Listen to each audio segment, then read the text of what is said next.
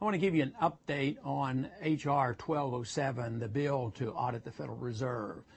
We're making great progress because a lot of you have helped encourage your member of Congress to co-sponsor the bill. We now have about 39 co-sponsors of the bill. It's been introduced in the Senate, and we're picking up a lot of momentum. And to me, this is very, very important that we do this. The atmosphere in the Congress has definitely changed. It's changed with their attitude about the Federal Reserve System, but overall, there's a tremendous push by the American people for the Congress to wake up and have more transparency. They've heard about the stories of the Congress appropriating $700 billion of TARP funds and nobody knowing where this money went, and it ends up paying huge bonuses to people who broke AIG. So the people are demanding more oversight, and fortunately they're putting the pressure on the Federal Reserve as well, and that's why we're getting so much support for this piece of legislation. We still have a long way to go, because the special interests are very, very powerful, and they don't want this to happen.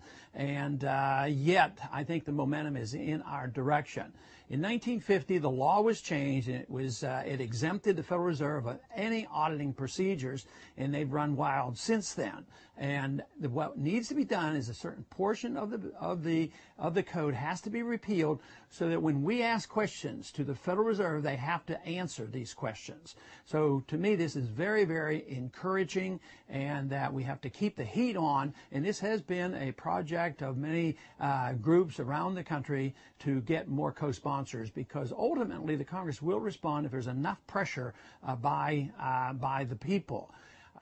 This to me is key, because we're literally moving into a crisis period, because although the financial system has fallen and it's hard to be put back together, and that's what they're struggling with, they're putting all the pressure and all the weight is being put on the dollar.